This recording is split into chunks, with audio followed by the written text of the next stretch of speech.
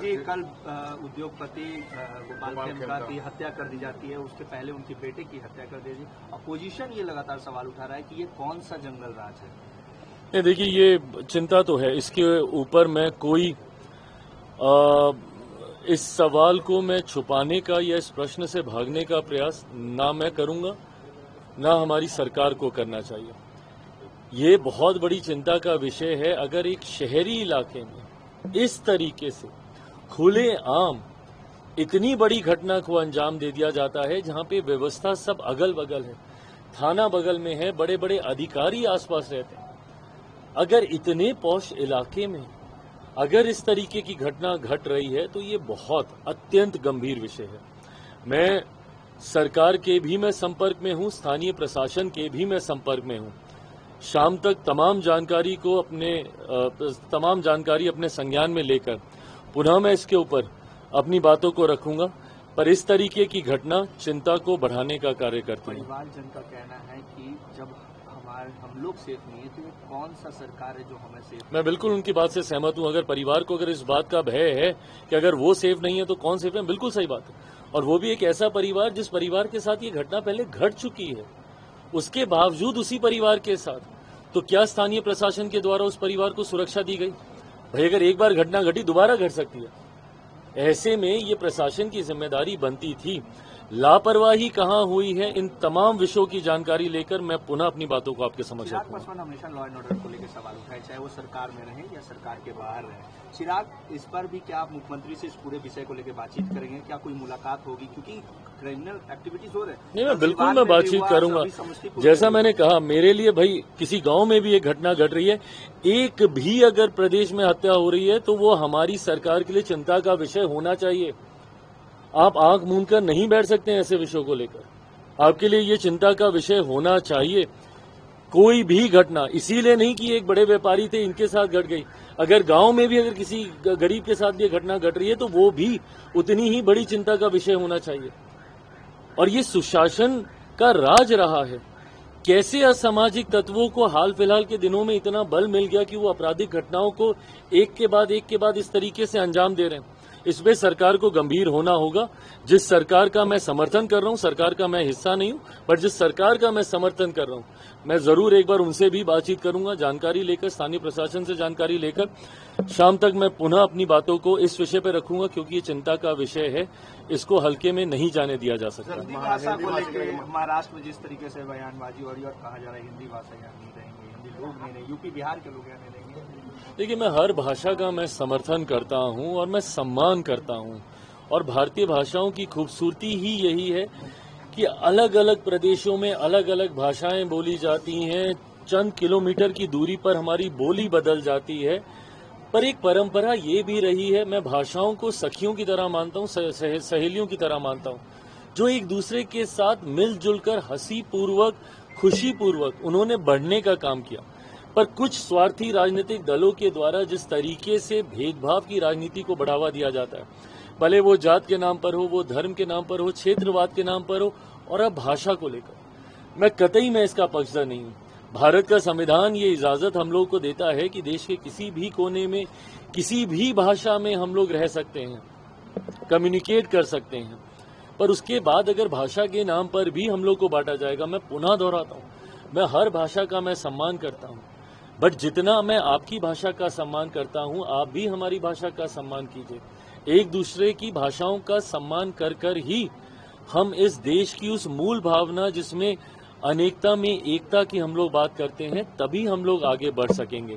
पर अगर कुछ राजनीतिक दल अपने राजनीतिक स्वार्थ के लिए ऐसा करेंगे तो मैं उसकी निंदा करता हूं। दोनों भाई आज मिल भी रहे हैं, आज महाराज वो भाषा के लिए नहीं मिल रहे हैं, अपने स्वार्थ के लिए मिल रहे हैं। अपनी खोई हुई जमीन को वापस एकत्रित करने की सोच के साथ वो मिल रहे हैं। दोनों भाइयों ने देखा कि अलग रहकर उनकी ताकत ना सिर्फ बढ़ी बल्कि समाप्त हो गई।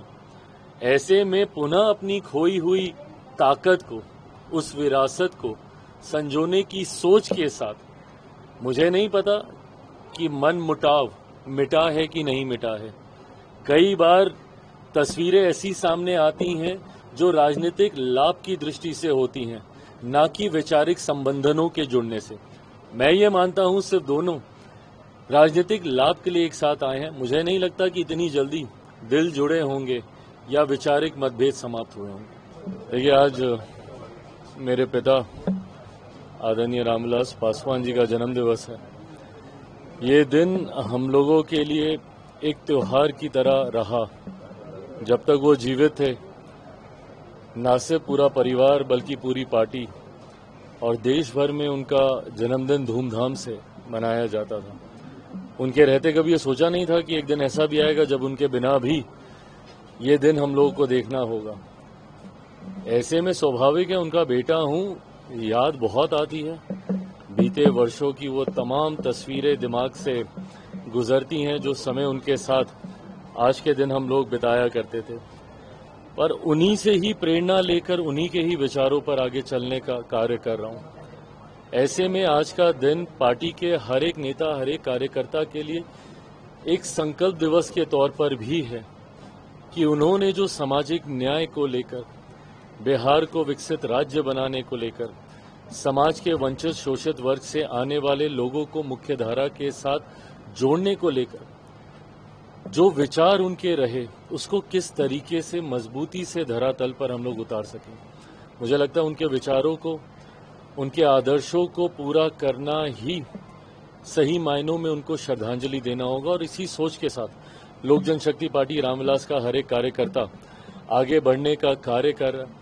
हर साल की तरह इस साल भी उनकी कर्मभूमि हाजीपुर में जब से वो गए हैं तब से हम लोगों ने उनका जयंती दिवस हमेशा उनकी कर्मभूमि हाजीपुर में मनाने का काम किया। और उनकी पुण्यतिथि, उनकी जन्मभूमि शहर बन्नी में हम लोग हर साल मनाते हैं। तो हर साल की तरह आज फिर से हाजीपुर में हम लोग उनका जयंती दिवस मनाने जा रहे हैं। और शाम को जरूर एक कार्यक्रम और इस बार हम लोगों ने जोड़ा है, पिछले साल से हम लोगों ने जोड़ा है। बीटो करके एक संस्था है, बिहार इंटरनेशनल ट्रेड ऑर्गेनाइजेशन, जो मेरे द्वारा 2023 में शुरू की गई थी। ये एक ऐसा मंच है जो प्रवासी बिहारियों को एक माध्यम देता है अपने राज्य के लिए कुछ करने के लिए, अपने राज्य के साथ जुड़ने के लिए। जब मैं विदेशों में ट्रैवल करता हूं तो बिहारी डायस्पोरा के लोग मुझसे वहां पे मुलाकात करते हैं और सबकी भावना है कि हम लोग तो यहां पर आके अपनी परिस्थिति काफी बेहतर कर ली, पर हम लोग अपने राज्य के लिए कुछ करना चाहते हैं, पर वो माध्यम नहीं है। उसी सोच के साथ हम लोगों ने बीटो की शुरुआत की। बीटो के माध्यम से विदेशों में रह रहे बिहारी जो अपने राज्य के लिए कुछ करना चाहते हैं, इंफ्रास्ट्रक्चर के लिए, शिक्षा के लिए, स्वास्थ्य के लिए, इन तमाम विषयों के लिए, उनको हम लोग एक मंच देते हैं और उस माध्यम से हम लोग उनकी पहल को, उनकी सोच को आगे बढ़ाने का हम लोग कार्य करते हैं। पिछले साल बीटो का ये पहला कार्यक्रम जो अस्मिता दिवस के तौर पर हम लोगों ने दिल्ली की संसद में हम लोगों ने मनाने का कार्य किया था। आज बिहार में पहली बार बीटो को औपचारिक तौर पर मैं बिहार के लिए समर्पित करूंगा, उस सोच को बिहार की जनता के सामने रखूंगा। तो ये दूसरा अस्मिता दिवस आज शाम को ऊर्जा भवन में बीटो के तमाम सदस्यों के द्वारा मनाया जाएगा। वोटों को पुनरीक्षण को लेकर अब आपसे भी आग्रह किया जा रहा है कि चिराग पासवान आगे वो भी काटे जाएंगे इस पुनरीक्षण को लेकर। जो लोग मुझसे आग्रह करें, मैं उनसे भी आग्रह करता हूं कि आप लोग भी आगे आइए, सिर्फ इसको राजनीतिक विषय मत बनाइए। ये एक सैनिटाइजेशन का एक ऐसा प्रोसेस है जिसकी प्रक्रिया का पालन करना समय समय पर पालन होता भी रहा है और करना जरूरी भी है। आपको इस बात को सुनिश्चित करना है कि जो सही आपके वोटर हैं, सिर्फ उन लोगों को मतदान का अधिकार मिले। कई बार देखा गया है जिनका निधन हुए, दशकों बीत गए, उनके नाम पे भी पर्चियां कट रही हैं। कई बार देखा जाता है कि जो स्थानीय नहीं है उनके नाम पर भी, उनका नाम भी वोटर लिस्ट में है।